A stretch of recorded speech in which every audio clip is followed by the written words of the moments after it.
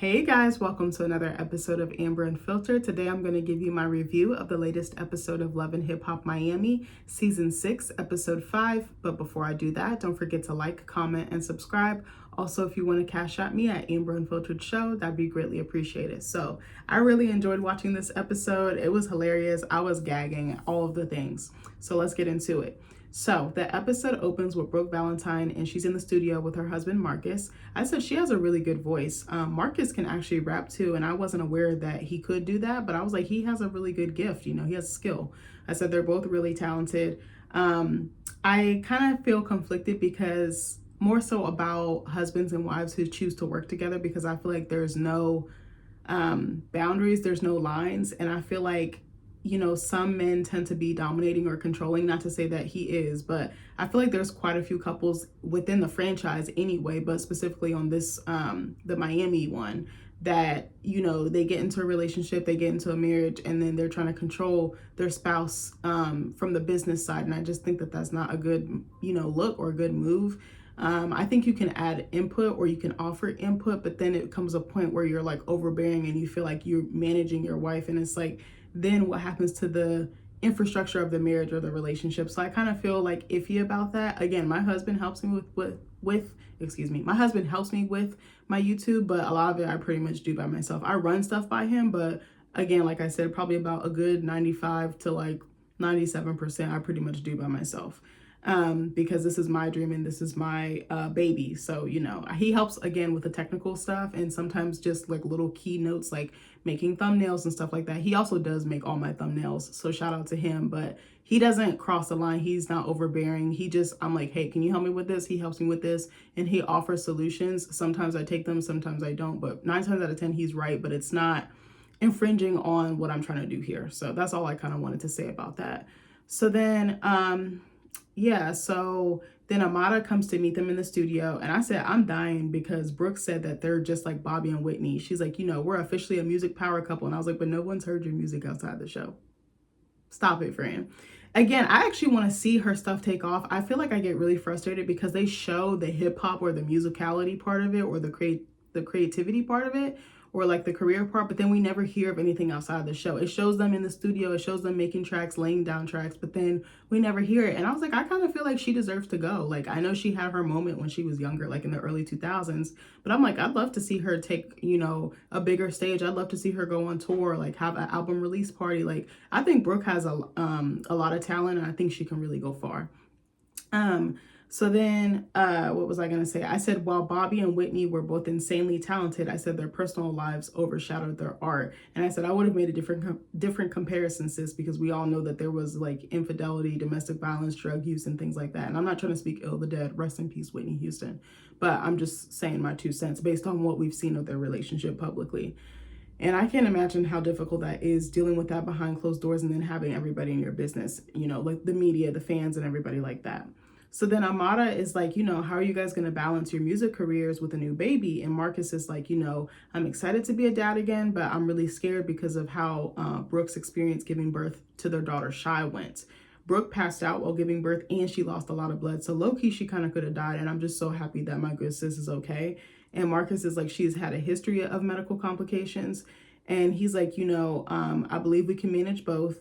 And Amada is like, just get it done. But it was kind of the way she said it, like, just like, it kind of seemed like she was just saying what she thought she should say and not how she really felt. But I'm like, Brooke is very talented. Like, again, I think she'll go far. She just has to be consistent. And I think that's probably her biggest problem right there.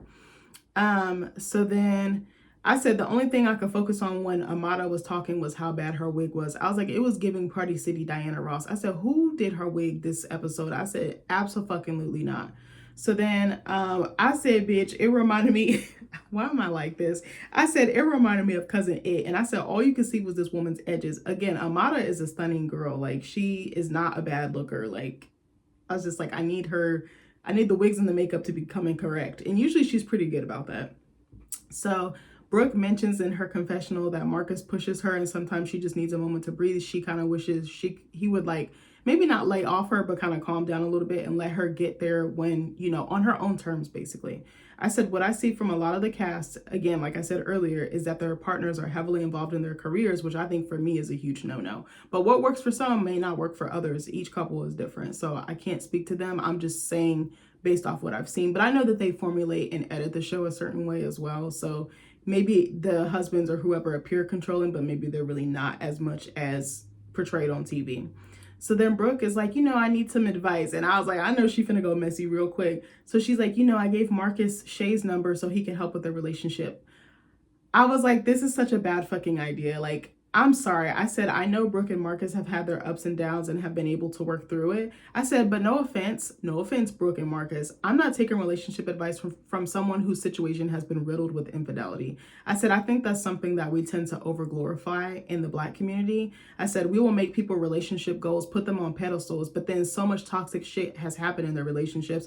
And it's like, why would I aspire to want something like that? Like, yes, it's inspiring, or I don't even want to say inspiring. It's nice to see people work through stuff and not give up on marriage, because it does take a lot of work. But at the same time, I'm like, no, I don't want to glorify someone who's been cheated on a majority of their situation. Like, again, it's not cute. I don't really like that. I feel like we do that with older generations too. Like, you know, not to bash anybody, but like our grandparents and stuff who've been married 30, 40, 50 years. But it's like, yeah, he was out here having secret families, whole other families, cheating with this woman, that woman, you know, had brothers and sisters in the same neighborhood that didn't even know. Like, I don't like that shit. And then just other problems as well, you know, like sexual abuse and stuff like that. And I'm like, I'm not with that shit. Like, I'm not looking up to nobody like that. I feel like Rashida and Kirk are another one. Even though they're not on this franchise, they're on Atlanta.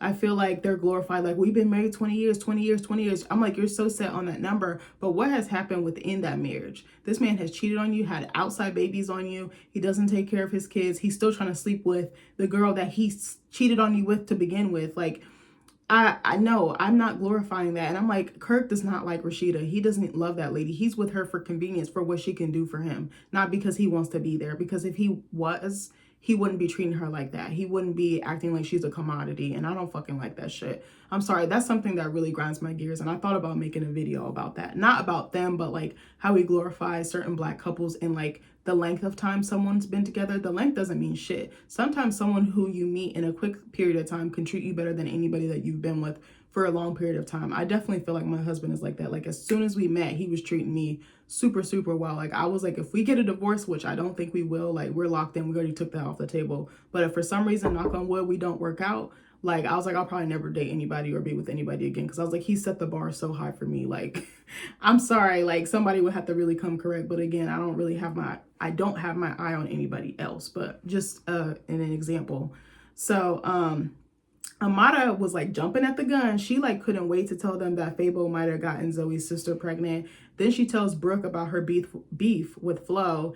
And she's also giving her the tea about how she told Flo, like, your man is flirting with me. Your husband's flirting with me. So Flo confronted Marlon about it. And then she's like, Marlon, and I put in parentheses, I mean Oscar from Hey Arnold, because this raggedy bitch, he looked like a Black version of Oscar from Hey Arnold. If you don't know who I'm talking about, look it up and you're going to be gagging. So he came up to her job. Remember, he came up to her talk show with the raggedy ass roses and the raggedy ass cake he claims he baked, even though we know he got this shit from the store. And then she's like, you know, I had car trouble, so I called him for help. And I was like, Amada, you are not a damsel in distress like you be acting like, but any fucking way. So then she's like, you know, I never thought I'd be friends with my ops husband. And I was just like, y'all like 50 years old talking about ops. Like, I need y'all to get it together. So then she's like, you know, Marlon is going to teach me how to swim. And I said, this is a bad idea from the jump. I said Marlon. Like, I sound like Gael just now. Marlon. Like, you know how they be having that accent? I don't know why I said his name just like that, but that just had me dead. So she's like, you know, I want to learn how to swim because I have a pool inside of my house. And I'm like, bitch, why would you buy a house with a pool in it if you know you couldn't swim and you have a fear of swimming? Like, and then what about your 2 daughters? Like, she don't be making sense. I mean, the house is gorgeous now, but anyway. So then I said, I'll agree with her a little bit here because swimming is a good life skill to have. And I said, a lot of Black people never learn, and we need to learn because it is a good skill just in case of emergency. So Brooke says, I said Marcus. I said, Brooke says Marlon bakes cakes, fixes cars, and now he's a lifeguard. And I was dying at just like the shade that she was throwing. I said, I was deceased. I said Amada gets to talking tough and says Flo started this shit when she flirted with Amada's fiance, aka Safari. Don't nobody give a damn about no motherfucking Safari. Safari is just community peen. Like, I'm sorry. I said I wouldn't be getting worked up over him. I said he's not husband material and no one takes him serious. He's there for a good time, not a long time. And everyone knows that they can use his name because Safari is a pretty well-known name in like the Black community and like the Black entertainment space. So it's just easy to be affiliated or associated with him even if you don't really care for him like that. It's kind of like a business transaction. Like, no one cares about this man like that. So then I said, we all know that Amada took that ring to shut Alan up or to make him jealous because really she wanted Alan. Like, we know she still wants this man. She's still pining over a man that hates her. Like, stop it, friend. Like, get yourself some self-esteem. Pick that shit off the floor and boss the fuck up. So then Amada is like, you know, if I really wanted to cross the line, I'd be fucking Marlon right now. And I'm like, I put in my notes, I wouldn't be surprised if she already did. Even if she doesn't like him, like, I feel like she would just do it just to spite Flo, like, because she petty like that. But for real, Libras, we are mad petty. Like, when we see red, like, you cross us, like, because we're so loyal and we don't believe in crossing people like that. But if you cross us, you bet your sweet ass, like, we're going to get your ass back. We're going to get our lick back. That's one thing about us. We're, like, the nicest people, you know, but you piss us off, dead to us, period. So then next we see Trick in the kitchen. He's cooking breakfast. The food, Trick be cooking. He be throwing down. That's a really good skill that he has. I wonder where he learned to cook. He looked like he probably learned to cook from like his grandma or somebody like an elder in the family. Like his food, every time I see it, it doesn't disappoint. It hits every time. So Jaden joins him in the kitchen and then the raggedy ass Hollywood twins come in. They get on my goddamn nerves. I'm sorry. So then Trick says in his confessional that Derek, Black China's fiance, who's the super producer, told him that the twins were unprofessional in the studio. And then I said Trick is acting like he's upset for putting his neck on the line for him. He does this every time. He's like, oh, they disappointed me. They're letting me down. And I'm like, but you know how they are. They're not talented. They don't have anything worth offering. Like, just give it a rest. I said he keeps doing the same thing, expecting a different result. For the last couple seasons they've been on here, and he's been trying to push them. And it's like, you can explore new talent and you can help put them on, but do it with someone who actually deserves it. They don't deserve it. So I said at this point he needs to invest in his son Jaden. I said I feel like he would actually take it seriously, and I think Jaden has performed with him a couple of times, and he actually did better than I thought he would. Because you know, I feel like sometimes when kids of entertainers, especially like rappers or any musicians, try, they're not as good. But he has something there. I was like, if he keeps at it, like he could really be good at this. Like I really sincerely believe that, and I don't be saying that about everybody. So I forget. I think is it Asia or Asaya? I don't know how to say this girl's name. Asia, I want to say, talks about Daisha or Daisha. Is it Daisha or Daisha?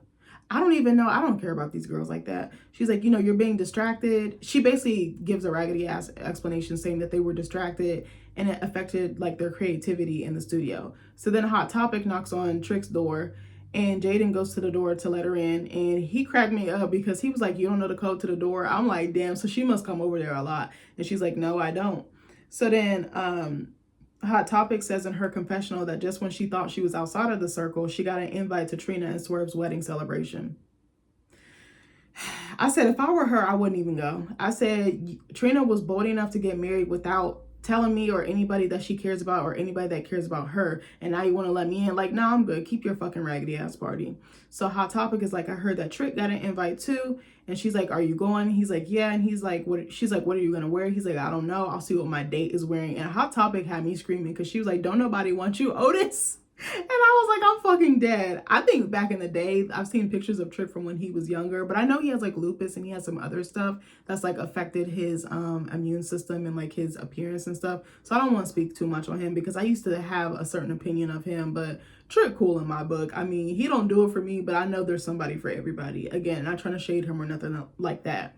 So then Hot Topic is like, you know, Joy invited me. She's like, Trina didn't even tell me about it. And I was like, damn. I was like, Trina about to ice her out. So then Trick is like, you know what? I'm kind of surprised that I got invited too because of how I came at them at the concert. Remember when him and Trina were hired to do that orchestra or that concert with that orchestra, and it was like a big deal, like the mayor of Miami or somebody higher up in government was there. So, you know, she kind of dropped the ball and he went livid. He went nuclear on her, and I didn't blame him. And he's like, I'm not going to let that incident cause me to throw our friendship away. And he's like, even though I don't like Swerve. And I was like, oh yeah, I forgot about this shit. So on the show, it showed a flashback of Swerve turning up on him. I forgot what the issue even was. I think Trick said something to him and Swerve took it the wrong way. And then, he got my man's face. And I said, Trick, about that life, I don't think you want to, he an OG in the game. He looked like he got that heat on him. Like, I wouldn't try it. So then I said Swerve was dead wrong. I said Trick is an OG and he's one of Trina's closest friends. I said that was not a good look on Swerve's part, but she still moved forward with this man. I'm like, there were so many red flags leading into this relationship and this marriage, and she just choosing to let them go right over her fucking head like a cuckoo bird or a dodo bird. So Hot Topic talks about seeing the comment online, I guess under that post of their wedding announcement being linked to the blogs, and I guess the comment about him being a deadbeat from his child's mother.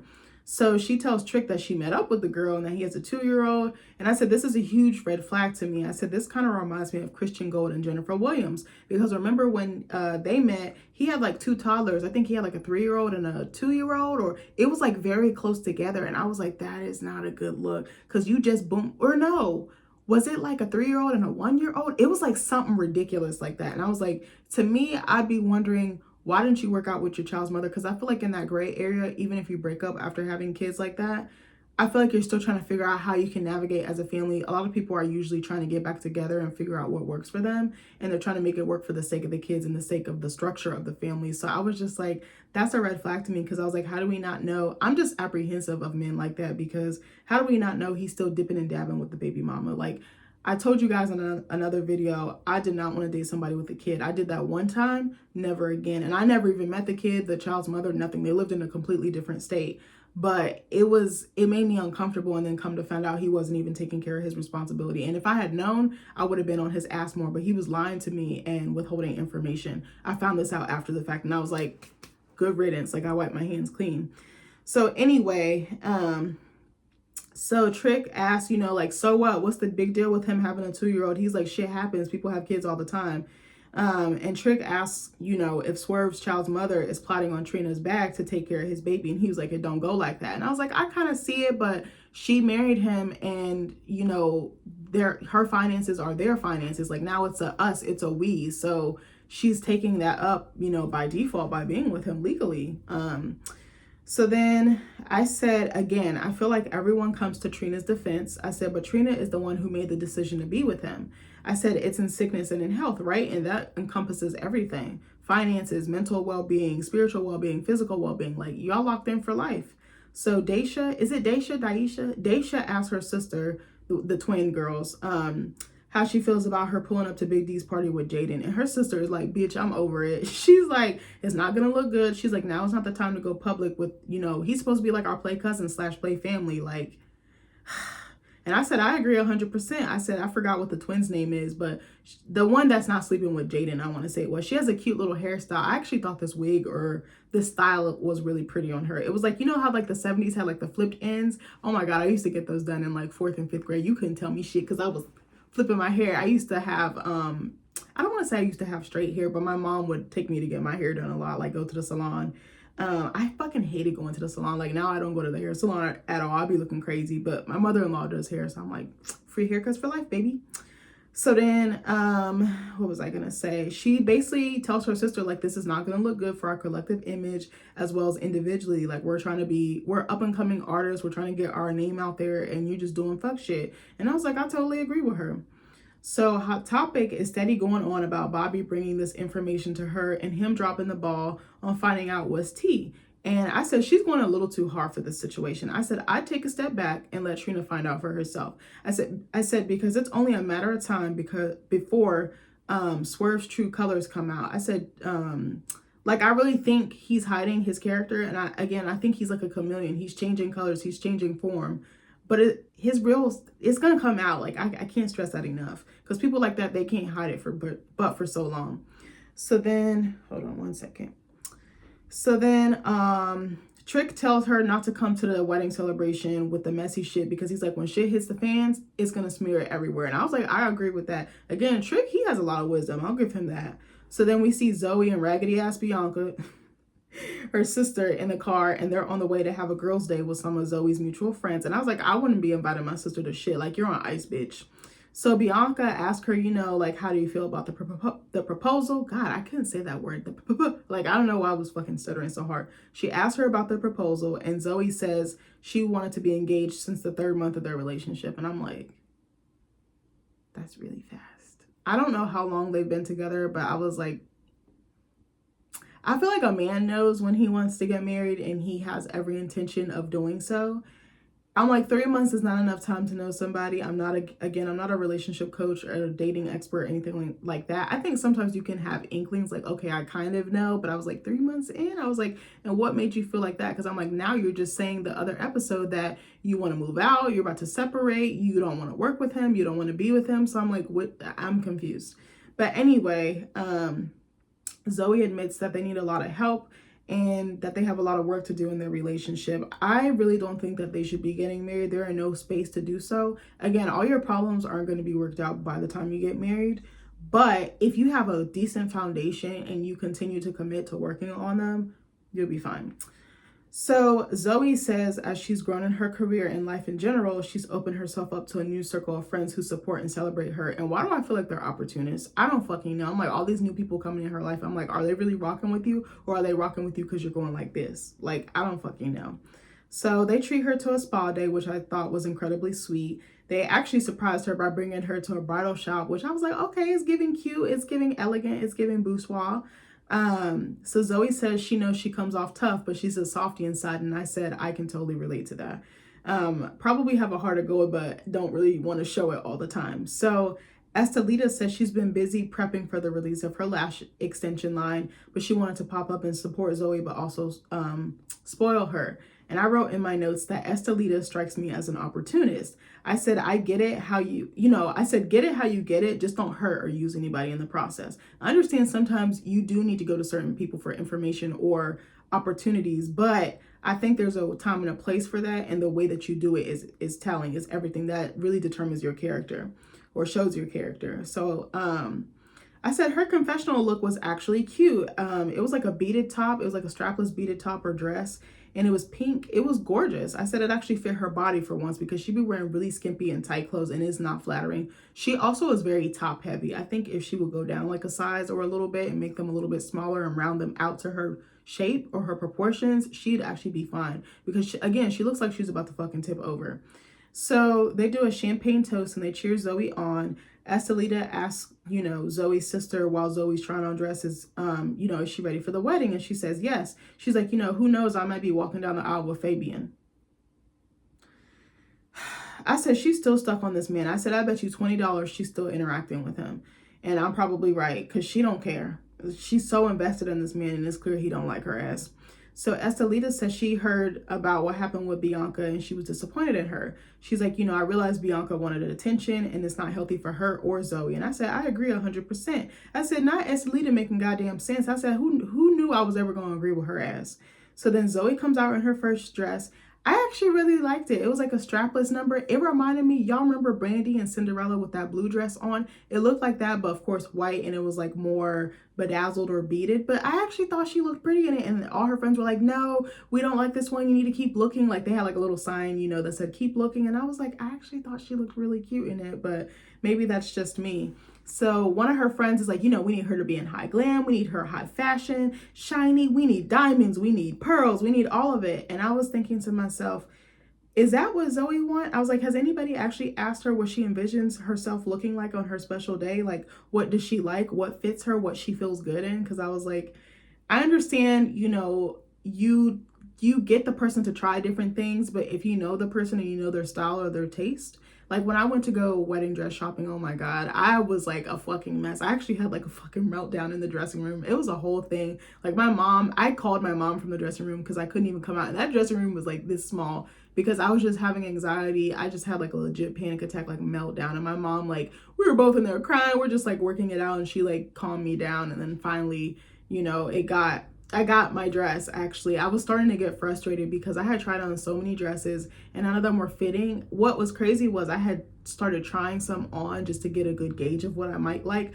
because I feel like what's in your head doesn't always map to what actually fits and what actually looks good on you. So one of my other friends, she was engaged around the same time as I was. I think she was engaged like a month or two before me. So we decided to go together just to start looking, but we were going to have like a big appointment with like family and friends and stuff like that later. So I had pictures from all these different appointments, and I had showed the lady. I went to David's Bridal. I have no shame in my game. My wedding dress was like $600. I was like, baby, I'm not spending over $1,000 on a dress that I'm gonna wear one fucking day. Like, I am a budgeter. Like, if I have a certain event or something special coming up, I will save for it. So I had saved for my wedding dress and everything. So what was I gonna say? My aunt had booked an appointment for me at David's Bridal because she was my matron of honor. Shout out to you, Aunt Sadie, I love you. But yeah, so we went to David's Bridal. I had it was just like family. It was like my sister-in-law, mother-in-law, two of my aunts, and I think my mom. I feel like there might have been someone else there, but I'm pretty sure that's all that was there.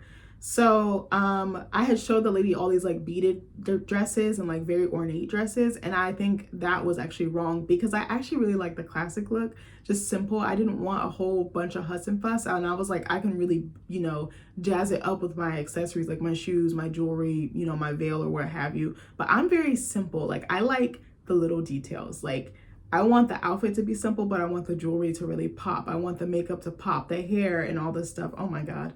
Sorry, I'm getting like happy talking about this. I know I'm totally going off topic, but I plan to get back to this part of the review. So I tried on a whole bunch of dresses. My sister-in-law was helping my mom, and like nothing was fitting. I'm telling you, I tried on so many.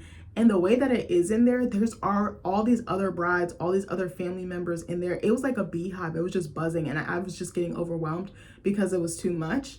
And I didn't know how to say no and communicate to the stylist that, hey, this isn't my vision. So then I forgot what happened. I think my mom or somebody intervened or something. And then finally I thought about it. I was like, I actually think less is more. So then the lady regrouped and she came and brought me my wedding dress that I had, you know, worn on my special day. She brought it, but it was a size smaller than what I needed. But as soon as she brought it in the room and hung it up on the like little hanger or the hook, I was like, that's the one. I already knew it because like I just had a good feeling about it. Like, I was like, it's simple, it's pretty. It was such a pretty dress. Oh, I don't know, maybe one day I'll like show you or something like that. I don't know. I feel like that's very private and I don't know if I really want to share it, but I can describe it to you. So it was it off the shoulder?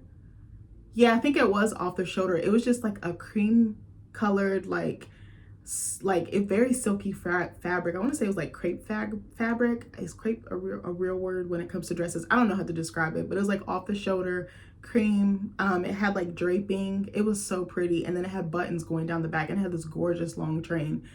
I fell in love with that dress. As soon as I tried it on, I was like, this is the one.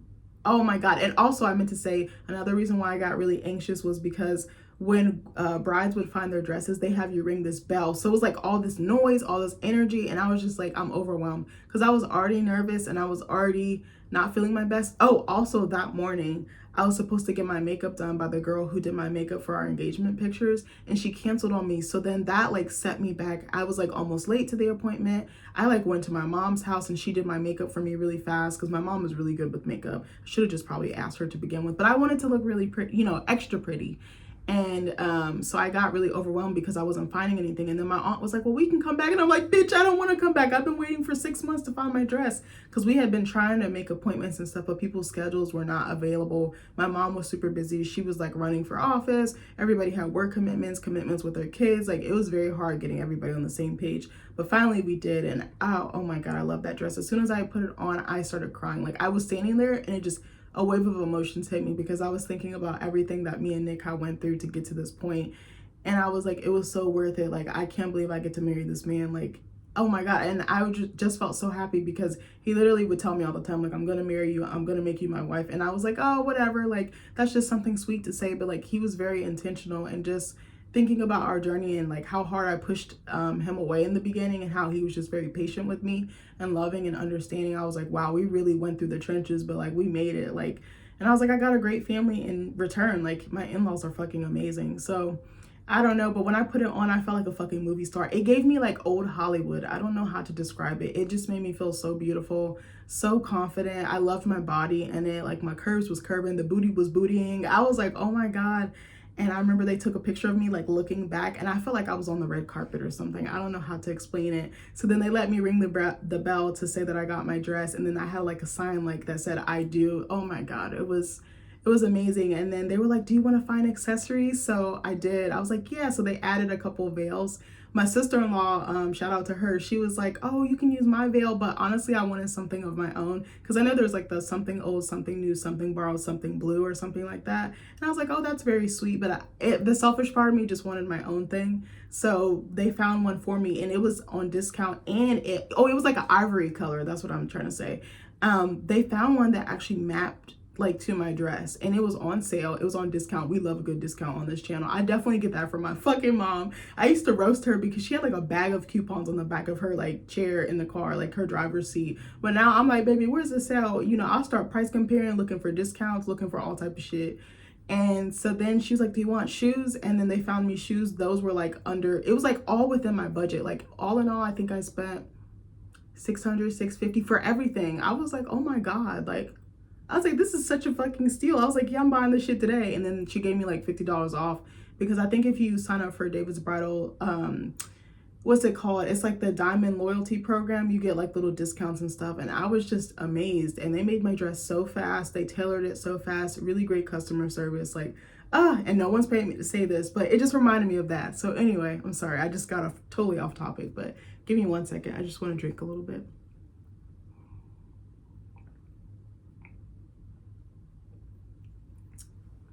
Ooh, sorry, when I drink this, they be making me feel like I need a burp. So it was really sweet seeing Zoe do this. And I was like, well, why are they taking her wedding dress shopping so fast? But I'm like, maybe they already set a date or something behind the scenes, or maybe they were just trying to get, you know, a fun day going, because it doesn't mean that she was going to buy a dress that day. But I thought it was really sweet how they were kind of like loving on her and stuff. But who was I going to say? Let me go back and see. Okay, so then Zoe comes out in a halter top number, and I said I fucking hated it, because again, there's nothing wrong with her weight, there's nothing wrong with her size. Her arms, it didn't do any service to her shape, and her arms were like kind of sticking out of it, and then it just looked too tight for her. And I know that sometimes you try on dresses that are smaller and then you can order them up, you know, get them custom sized or whatever, but it didn't flatter her shape. Her boobs looked like they were about to spill out. I was like, this is not the one. So then she kind of sits down and they start talking. So then Zoe talks about, you know, being happy, you know, about being engaged, but she's like, you know, I'm worried about us, you know, going back to that bad space that we were in. She's like, you know, before he asked for my hand in marriage, we were literally about to separate. And I was like, damn. Again, I don't remember how long they were together. I want to say a few years. Maybe it's been longer than that. So again, I wrote my notes, or I'm going back to my point earlier. I don't think that they should get married. I think that they should wait. Like her, well, I'm gonna wait to add my opinion, sorry. So I said, I feel like he proposed as a last resort or a last ditch effort, because he was about to lose her. I don't think it was, oh, I want to spend the rest of my life with you because I can't see myself without you. There's the intention, I want to say, you know, was not there for me. But again, some stuff could have been edited out. Something could have been left out. I have no idea. And I said, I don't like that because Zoe deserves better. So then Estelita came through with the advice. I said, for someone so smart, she be doing dumb shit. So Estelita tells her no relationship is perfect, and that if they love each other, they need to fight for each other. Agreed. Zoe mentions that her career is getting in the middle of their relationship, and her friend, Kiki, I think it is, was one of her dancers. She's like, you know, she's very extra. She wants to be the center of attention. She kind of can be out there, but she's like, you know, I trust her. Earlier, when she said she trusted her, I was like, this girl about to out her or do something crazy. So her friend, in front of everybody, I was like, this is not the time or the place. That's where I lost respect for her friend. She's like, you know, I don't think Kelvin is the one for you. And again, I said, that wasn't the time or the place. You're raining on your friend's parade. Like, you're putting the spotlight on you, and then you're shitting on her relationship. Even if you don't support it, you can still... This makes me so fucking mad when women do this to other women, because again, it's not about you. You need to keep your opinions to yourself. And if you have this opinion, pull her to the side. Call her on the phone when she's not doing something in correlation to her big day. Like, I just thought that was fucked up. I've had friends where I have not entirely supported their relationship. Like, I'll support it, but in my mind, I'm like, this is not a good look. But if they ask me to be there, I'm going to be there. I don't care what the fuck my opinion is. I'm still going to hold them down. Like, that's their cross to bear. That's how I feel. So I said that was very tacky, and her friend says she feels like Zoe should marry someone else. And I said I completely agree, but the timing was all off. Zoe says to her friend, well, you're not in a relationship, so you don't have room to talk. And I was like, okay, I'm 50-50 on that, because sometimes even if someone isn't in a relationship, they might have past experience that they can speak to that can help prevent you from going through some shit. Similar to Hot Topic trying to prevent Trina from being scammed by Swerve. But Trina is so far gone, it don't even matter. So her friend mentions a name of someone, but it's fucking bleeped out, but it starts with a D, but then there's little asterisks. So I'm like, who the fuck is she talking about? And then Zoe brings up the fact that she was bi. And I'm like, so did the friend drop the name of a girl that Zoe liked or messed with? I was like, I'm not exactly sure.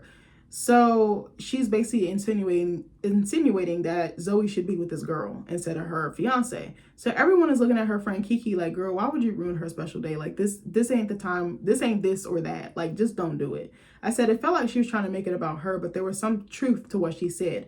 Delivery was terrible. Message was good for the most part. So then next we see, I'm dying.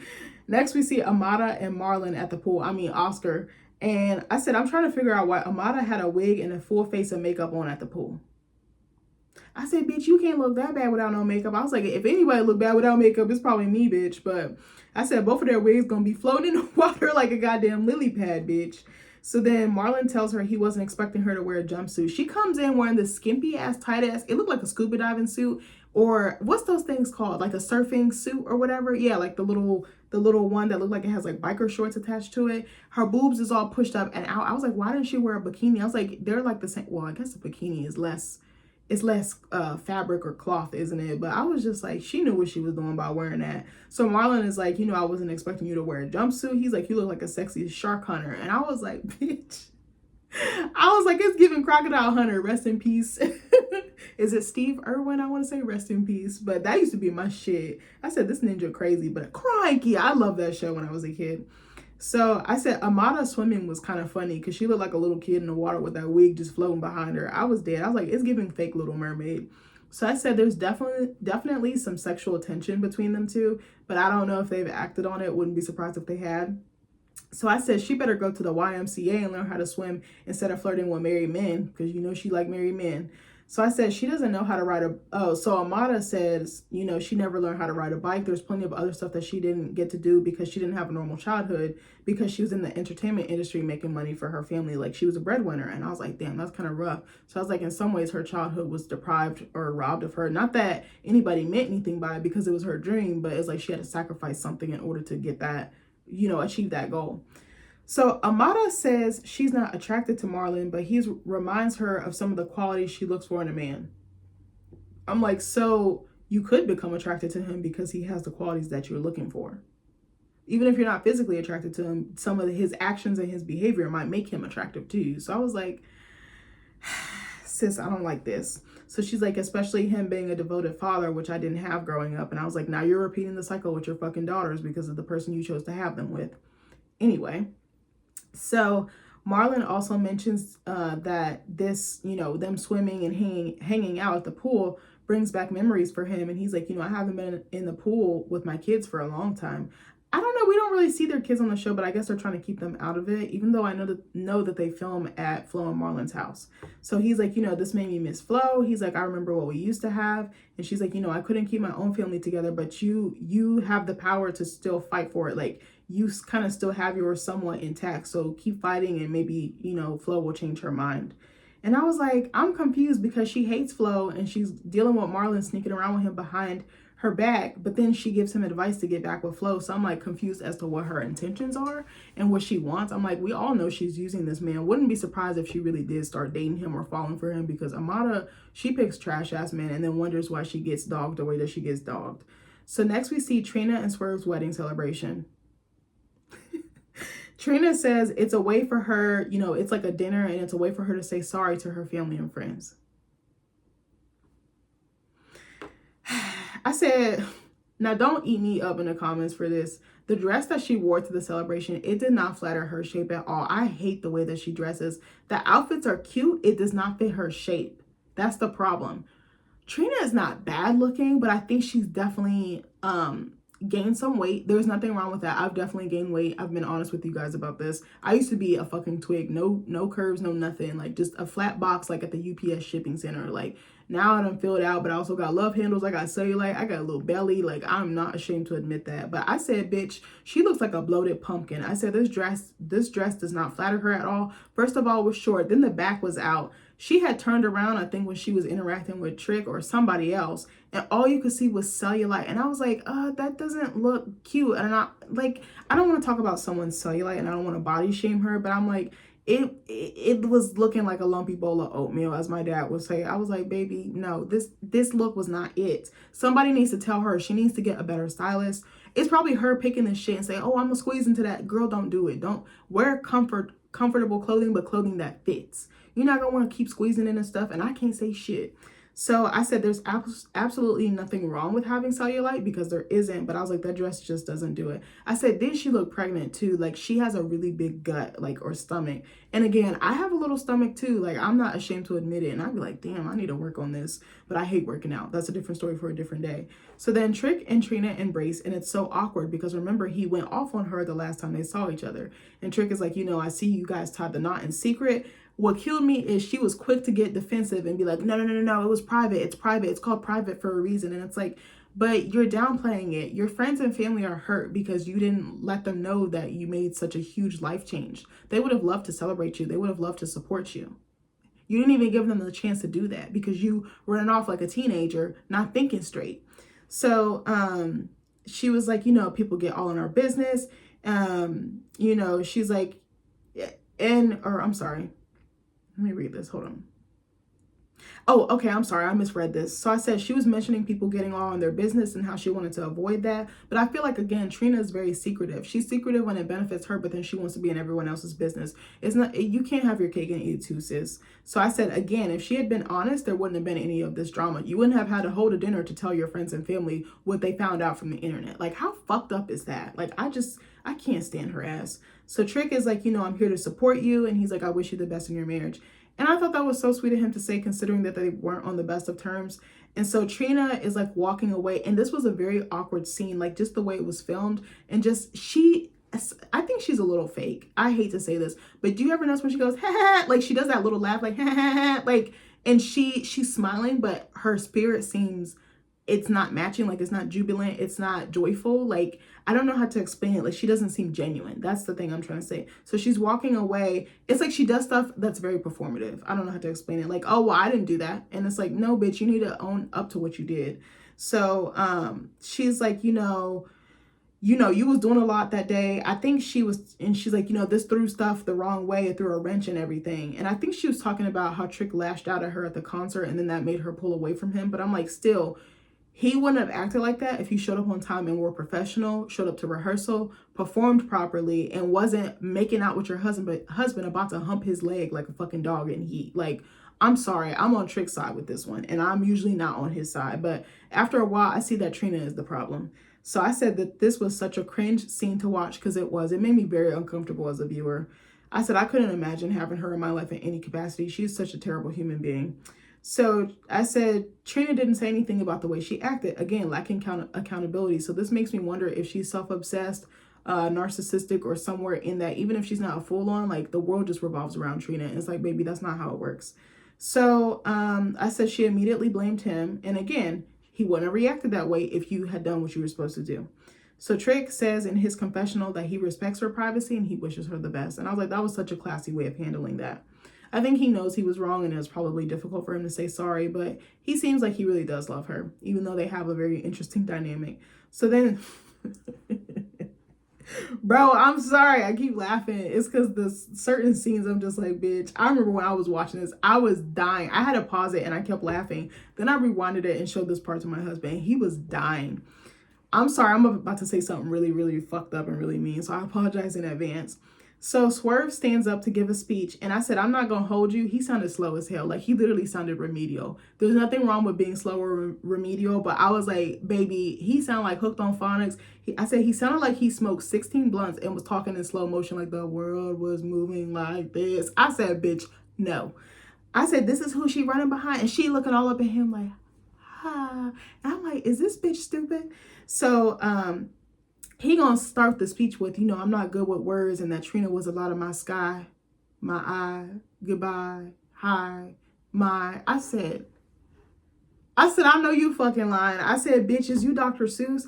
And Hot Topic had me weak because her facial expression was like how I felt as a viewer watching this shit. She looking like, is this ninja serious? Like, just her, she like, come on, friend. Like, she was actually like being verbal and vocal, and I thought I was about to fall off the fucking bed, bitch. She's smacking her teeth and basically saying like, hurry the fuck up. We ain't got all day.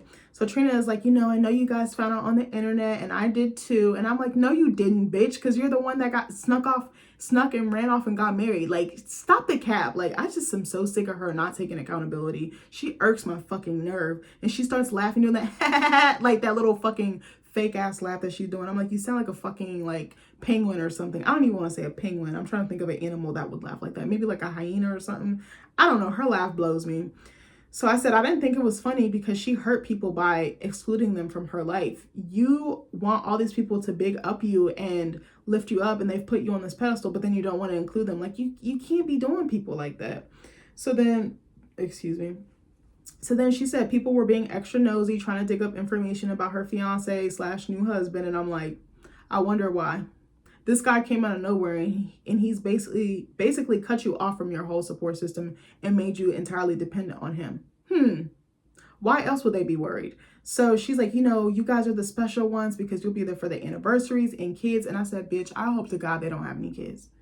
Is Trina like 69? I don't know. I don't know how fucking old she is, but I was like, I know that women can have kids later on in their like 40s and 50s. I know that is possible. If she does have a kid, I do want her to have a safe pregnancy and a healthy delivery, but I'm sorry, I don't want them to have kids because he already got kids he's not taking care of. Like, what makes you any different? He gonna do the same shit to you that he's done to other women. You're not special. You're not exempt. You're just wealthy, and he was able to get a lick out of you. But anyway, Trina says she hasn't forgotten what Bobby said about Hot Topic potentially leaking her marriage to the press. She's like, I've been keeping my distance from her. And Trina and Hot Topic have such a passive aggressive exchange. She's like, bitch, why did you put my shit out there? Like, it's just so awkward. And Trina's like, I'm not done with her yet. And then she walks off.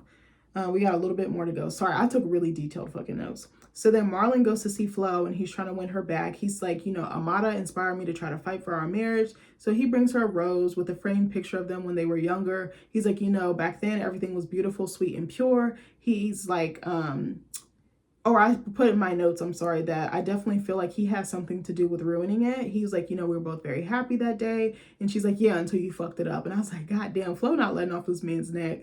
Flo's like, I know you're never gonna change. And Marlon throws in her face the fact she had a relationship with a woman, which was Claudia, her longtime family friend. And she's like, I was looking for love and loyalty, everything that you couldn't give me. And I was like, damn, Marlon, she ate with that one. She's like, you were unfaithful our entire marriage. And I'm like, damn, that's kind of sad. I don't know how long they've been married. If I had to guess, I feel like they said it, but I don't remember. Probably between 15 and 20 years. I just think that's so sad. Like, you cheated on your wife the entire time. Like, I could see if it was like a certain period or something, but I was like, bro, the entire time? Like, you're risking her health. Like, you just don't care. So she's like, do you think this is cute? And she snatched that picture right out of this man's hand. She throws it on the ground and she stomped on that shit. And I said, I kind of feel her pain there because she was so angry. Like, you can tell she hasn't let that go. And I was like, her anger is justified. He violated her in the worst way. We exchanged vows and you got her breaking them every time I blink. Like, stop the cap. So I said something is holding her back from leaving. I don't know what it is. She probably doesn't want to break up her family. It's probably her culture. It's probably a number of things. Probably not wanting to give up because she spent so much time with him. To start over from scratch, that is terrifying, especially when you've been married. It's not like they were dating. They were husband and wife. Like, I kind of get where Flo is coming from. Like, I know I'd be saying she's stupid or dumb, but I'm like, no, it's probably hard. Like, it's probably so much. You built a life with somebody and they just do everything they can to fucking destroy it or sabotage it. Like, I'm kind of on her side, even though I'd be like, she be treating Marlon like crazy, but she probably treats him like that because of the shit that he has done to her. And I think that's her way of getting him back, by treating him like they help him, by treating him less than. But anyway, it doesn't excuse it, but I completely get it. So Flo says something that kind of broke my heart. She's like, I don't think I can love anybody ever again because of you. And I was like, damn, he done made her cold. He done turned her cold. She probably wasn't like that the whole time. And she's like, I'm going to finalize our divorce. And I said, Marlon looked tired. He looked worn down. And I said, but he caused this. Like, he has to deal with the consequences of his actions. God damn, I took so many notes. Okay, hold on. Oh Lord, I wasn't expecting to talk this much. So then we see Estelita doing a photo shoot for her lash brand Foreign, and I was just like, okay. I was like, this looks like very similar to what other reality stars have sold in the past. I feel like everyone always does like lashes, lip gloss, hair extensions, some type of vitamin or something like that. It's just kind of annoying. It's played out at this point. I was like, I'd love to see some originality or versatility from the reality TV girlies, or fucking waist trainers or seasonings. That's another one. So Estelita says she went from selling PUSSY to selling lashes, and I died because I said, this bitch is funny. She is funny, though. I'll give her that. So Kiki, Zoe's raggedy ass friend that was talking all that shit at her bridal shower, or like her trying on the dresses, she comes to the photo shoot. I guess Estelita invited her there. She's like, I'm going to confront her about what she said. And I was like, okay. I do be feeling like Estelita be buttoning people's business, but I also feel like she does it for screen time. I don't think she's really entirely genuine with her confrontations, because remember she went with Eliza to go approach Flo and Gael, and I was like, that wasn't your place. You wasn't even there. So then sorry if you hear something, it might be my husband walking around. What you doing, Nick? You can come out, I'm still recording. Sorry, do you have to use the bathroom? What you doing? Okay, I'm sorry if y'all hear the toilet. This man gotta pee. So then, what was I finna say? So then she wants to ask Kiki about the name of the girl that Zoe mentioned, because she's like, is she messing with her? Like, what's the tea? She's like, well, whoever is penetrating my friend, like, that's not my business. I was like, true. So then Kiki's like, I didn't say that for no reason. And I was like, bitch, now I'm side-eyeing Zoe, because I was like, is you out here cheating? What are we doing? So I said, I don't think she would go out of her way to cheat on Kelvin, but still I was like, So Kiki admits to Estelita that she got cut off by Zoe. And I was like, rightfully so, because she was acting an ass. So then Estelita was like, that wasn't the right moment to say something. Like, you need to, again, have couth, have decorum. So Kiki's like, okay, well, I'm not going to sit up and say, you know, Zoe, you look so cute, so fancy, and pretend like everything's cool when it's not. She's like, I'm going to say something. And I said, I do respect her for that. But again, not the time, not the place. So Estelita is like, you shouldn't have spoken about the girl, especially not when she's shopping for a wedding dress. Agreed, 100%. So Estelita is like, you know, I don't know if I can trust you. You know, you kind of give clout chaser or a groupie or whatever. I think she said this more in her confessional. So Kiki's like, get back to your photo shoot. I said, bitch, I'm dead. Actually, Kiki is a baddie. She was really fine. She was gorgeous. She kind of reminded me of, y'all remember Von Shea? She looked like a different version of her, but she's so pretty. I was like, oh my God, who is this girl? So then Estelita says, I don't have to get back to nothing because I'm a boss and I work when I want. And I said, period. I second that. So then her and Kiki get to going back and forth. They get to scrapping, and then security escorts Kiki out. So then raggedy ass Shay and Fabo. I was like, you know, I don't want to call Shay raggedy because it's really fucking Fabo that's raggedy. Sorry, Shay. So Shay goes to meet with Fabo and Marcus. They meet at like this little, I don't know, what was it? Like a little concert venue, a little bar, but it had like a stage. It was like so weird. They're like, we're going to go meet with Dr. Black. And I was like, I'm not taking relationship advice from Marcus. Like, yes, I think he's decent TV, but I was like, I don't want to take advice from a man who was out here cheating on his wife/girlfriend for how many fucking years? Like, no, I'm not doing it. So Shay says Fabo has been carrying on DM relationships with a bunch of different women. I said, what kills me is in Fabo's confessional, he's smiling and laughing, and he's just like, you know, it is what it is. And I was like, no, you have the power to fix this. Like, you really hurt this woman, and then you wonder why she goes nuclear on your ass. Like, you deserve it. So then Marcus is like, you know, Shay, start by telling your side of things. And she's like, you know, every relationship has a roller coaster, and you have to find that person to ride that ride with. And I was like, I agree 100%. She's like, you know, one minute we're pouring our hearts out to each other, and the next we're ripping each other's throats out. And I was like, damn, that's facts. So Fabo says understanding is a big issue between them. And I definitely can see that, because their way that they communicate with each other is not healthy at all. He's like, you know, I tell her something one time, then she continues to throw it in my face. And I was like, oh, because she can't let go. I was like, I feel her pain. I said, to me, that shows how badly his actions have hurt her. And I said, just like Flo with Marlon, Shay is having a hard time letting him go or even forgiving Fabo. And then Marcus says they both don't want to communicate with each other in fear of them using it against each other. And I was like, oh, like a tit for tat type of thing. I was like, I totally see that, because I think that definitely is going on. So then Shay says that when he came there to be a family with her and their daughter from Milwaukee, he agreed to stop talking to other women and be in a committed relationship with her. And she's like, since you've been here, that hasn't been the case. And I was like, what happened to you saying that you're going to break up with him? It looks to me like you're trying to save something that don't need to be saved. So then Fable minimizes the fact that he's been communicating with other women. He feels like because he's not physically with them or not seeing them, it means he's in the clear. And I was like, no, baby, that's still cheating. So Fable says his ex is a huge point of contention in their relationship. And then I'm fucking weak because they insert a clip of Tasha K talking about this ex. So Fabo said he was with that girl for 6 years. But then I wrote in my notes, weren't him and Shay off and on for 11? So there's overlap somewhere. I was like, this ninja ain't shit. He looked like he ain't shit. He looked like it from the second he came on our screens. I'm not gonna hold you. And I was like, she got pregnant by some rando? Like, stop it. So I said there's been some huge overlap. I said Fable ain't nothing but a dog. One of the producers asked Fable if the Tesla that he got Shay was from his ex in the confessional. And of course he started ducking and dodging the question. And he's like, you're trying to get me killed for real. And I'm like, yeah, so you just told me the answer without saying the answer. So then Shay makes a comment about Fable not giving a fuck about his other kids. I said, so why on earth would you continue to lay up with this man, try to have more kids with him, give him the time of day or anything? I was like, he's a deadbeat. I was like, is she a fucking simpleton? Like, duh, if he treats them like that, he gonna treat you and any other kids y'all have together like that, including the one you already got. Like, she's so dumb, I swear to God. So I said, Shay gives me a headache. I said, she says she found out about 2 other kids Fable didn't even claim. 2 sons. I think one is like 16 years old. I was like, how do you hide old ass kids from people? Like, ugh. So then he tells other women, she says she's found messages of him telling other women the relationship is fake. So Bianca wasn't lying about that part. She lied about some other shit, but not that. And I was like, I believe it. He looked like the type to do some shit like that to get his way. Hold on one second.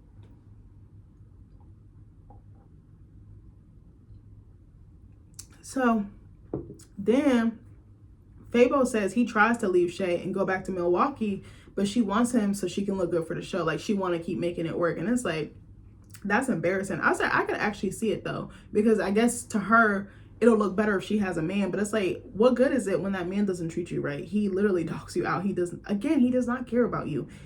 Every time we turn around, he's in some mess. He's always making her look stupid. She always be going to war behind this man, and he don't care. He's disrespectful. Like, oh, it'd be blowing me.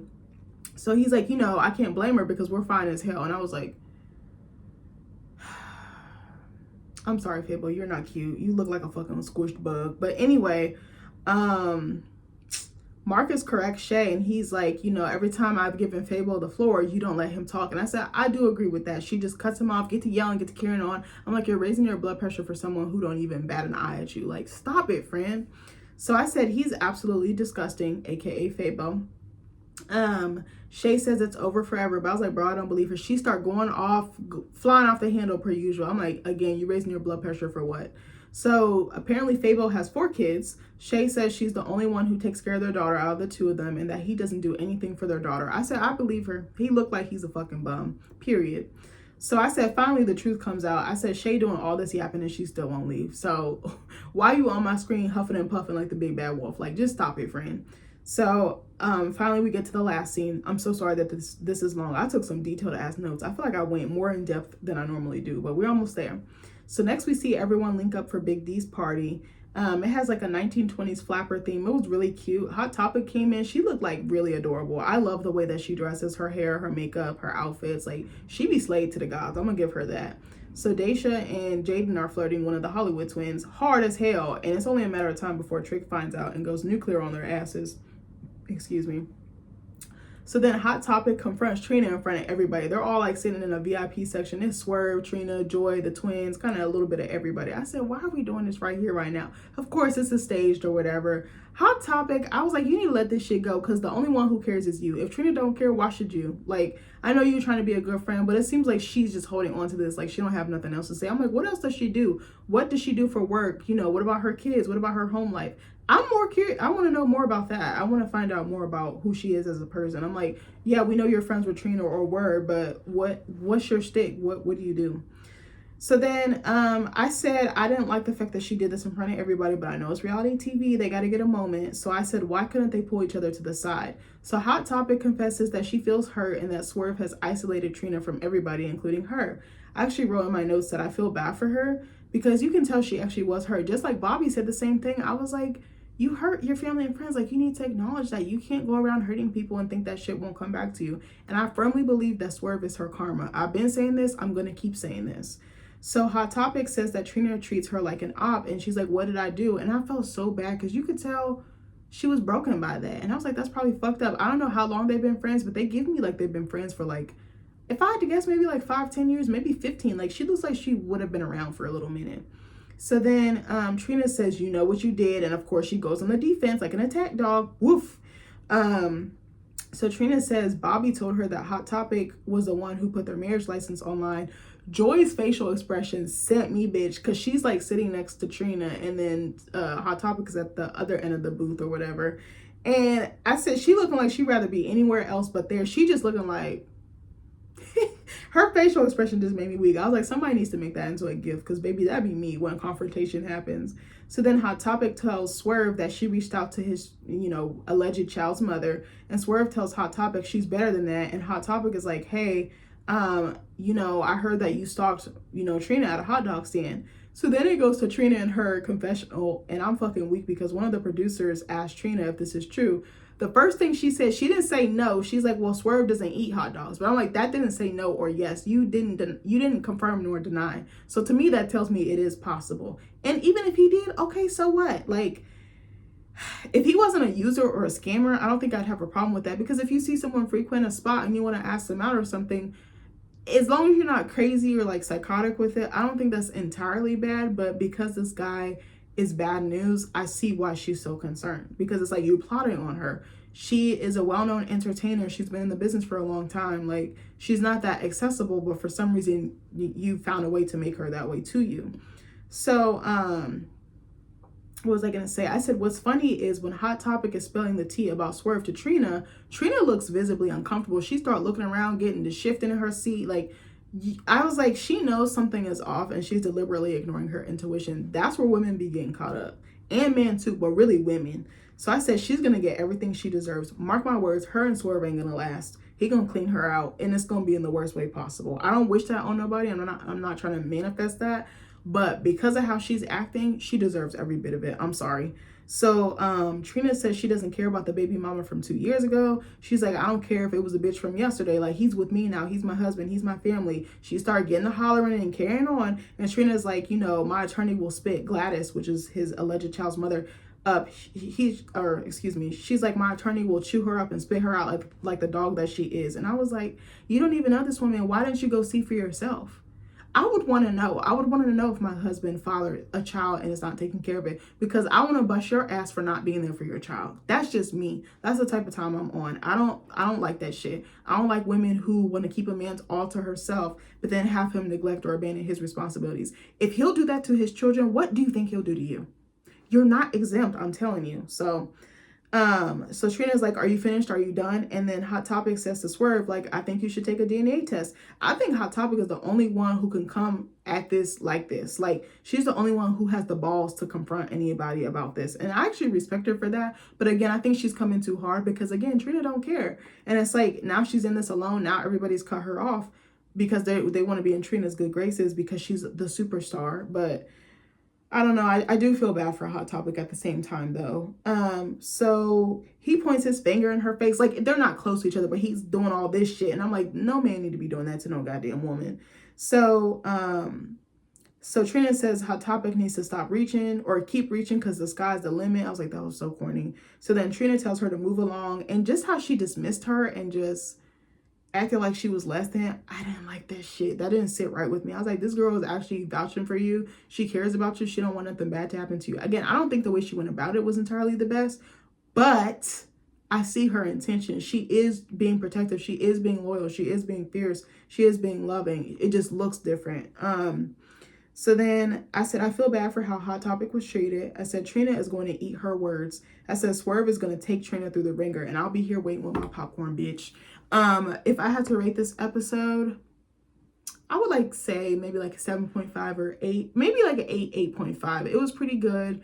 I wanted to see Eliza. I wanted to see more of Amada and Flo getting into it. I'm trying to think, what other storylines are there? I don't know. I want to see more of Eliza and her daughter. I kind of like that storyline, even though it didn't paint Eliza in the best light. I want to see some of the other cast members. Where the fuck is Black China? I was like, she hasn't really been on here. We've been seeing Derek do his thing, but I'm like, I feel like they use Blac Chyna. They're like, oh, she's going to be on the show. She's a cast member. And then she's nowhere to be found. And I'm like, it could be a case of, excuse me, it could be a case of they've recorded stuff and maybe they've taken so many things out or edited, or whatever. But I feel like they use her as bait to get us to watch the show. And of course we're going to watch because she's one of the most popular ones on there. She has a really big name. Besides Trina, Trick Daddy, I'm trying to think who else is really popular. Amada is somewhere in there, but she's not as big as those guys. But I don't know. I really like this episode. I hate the Hollywood twin storyline. If they can go ahead and scrap that, that'd be great. Jaden and the twin flirting was kind of funny to me because I was like, they look like little kids. And I was like, how old are these girls? I was like, are they older than him? Are they like, they look like they could be in their 30s or like very late 20s, like 28, 29. But I was like, I think they're older. But I don't think that that's right because that's just going to mess up the familial bond and any other dynamics. Because isn't Trick friends with like their mom or something like that? I don't know. I think Zoe and Kelvin, I'm still on the fence about. I was like, I don't know how I feel about them. But anyway, I hope you guys enjoyed this review. I love you guys and I hope you're having a good week. Bye.